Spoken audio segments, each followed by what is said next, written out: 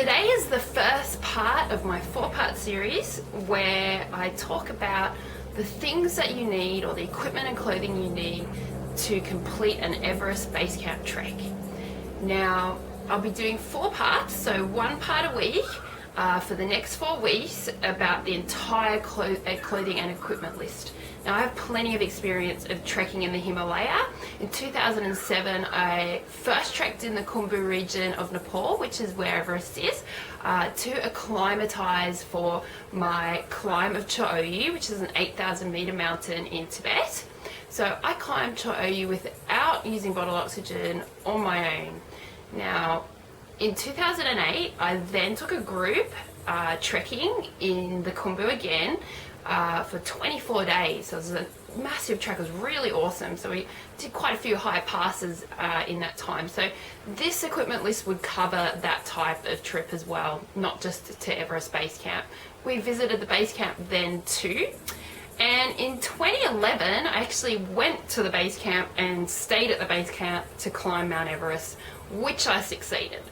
Last year, once again, I went to Everest Base Camp, but I didn't actually trek in. I flew in a helicopter, and that was after my successful summit of Manaslu, another 8,000 metre mountain, which I trekked into in Nepal. And then I flew in to climb Lhotse next, which is the 8,500 metre mountain next to Everest. Unfortunately, I turned back at 7,300 metres. However, what I'm trying to say is I have a fair amount of experience on what you need when you go trekking there. Okay, so I'm going to start off by having a look at shoes for the trek. I take 3 pairs of shoes. The first pair I'm going to show you is a pair of trainers or sneakers, and you'll notice when you get off the plane at Lukla that it's actually pretty hot, and the first few days trekking are actually really warm. And if you look at what the locals are wearing, most of those guys are hiking around in a pair of trainers. So just so I don't get too hot of feet, I like to take these Basque mind benders, they're called, and they have really good tread on the bottom. In fact, I've worn these guys all the way to base camp when we've had good weather. So they're nice and breathable, and they're great for when it's hot on the track. Now, higher up, you could encounter snow, and it can get quite cold on the track depending on what the weather's like. So higher up, around 5,000 meters, some days I choose to wear a warmer shoe. It is a waterproof shoe, so this is Bast shoe again. They're lined with Gore-Tex, so it makes them waterproof, and they're leather, so they're a lot warmer. So you can put thick socks in there and make them warm, and they'll be waterproof if it snows.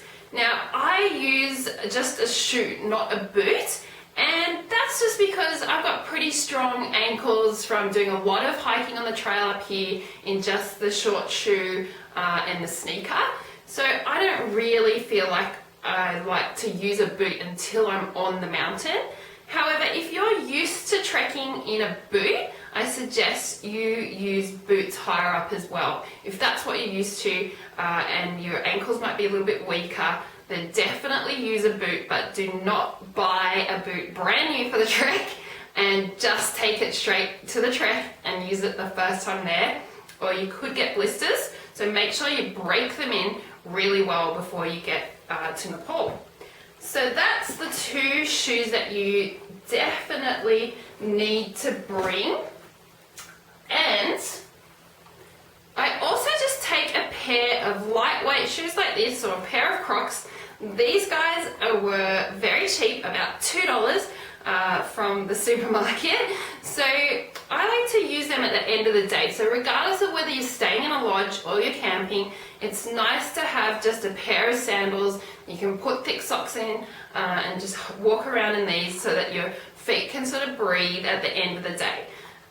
They don't really weigh anything, so that's quite handy to have as well. Obviously, it's not essential, but it is nice to wear these in the lodge. Alright, so the next piece of equipment I'm going to talk about is taking a thermarest. Now, it's not an essential item. Depending on whether you guys use porters or you're carrying all your gear on your back, this is something that you might have a little bit of a think about. So I like to use a thermarest in the lodges when I'm sleeping on the mattresses, because not all the mattresses are really that comfortable, and it does help me get a better night's sleep for my hike the next day, and I think that's kind of important. So this thermarest here is pretty light. It is something that you could potentially carry anyway, even if you don't use the porters. I like to use the porters because it's good to employ the local people when you go there. So this one's a thermarest Pro Light Plus, and it's 4 centimeters thick. It is quite light, and it does definitely help if you put this on top of your mattress in the lodge. It does help you get a better night's sleep at night. Like I said, it's not essential, and if you don't use porters, you may not want to carry that around in your backpack. Okay, the next thing is the sleeping bag. So I use the Mont Main Range sleeping bag. You want a sleeping bag to amount about minus 20 degrees Celsius. So this sleeping bag goes down to minus 20, minus 25. It's really warm. Obviously lower down, it's a bit hot, so I just open it up like a blanket and put it on top of me. But when I'm up higher up, closer to the base camp, even if you're lucky enough to stay at the base camp at night, this is a really good sleeping bag for that. So this is Australian company Mont that make that bag. I suggest around minus 20 degrees. I like to be warm at night. You will be sleeping above 5,000 meters, so it's pretty cold in the lodge up there. So that is something that will keep you warm. You could go a minus 15 degree bag and wear lots of clothes in the sleeping bag when you're higher up. That's another option, but I prefer to be warm at night and have a good sleep. Okay, that concludes part 1 of my 4-part series on what you need to take on an Everest Base Camp trek or a Himalayan trek.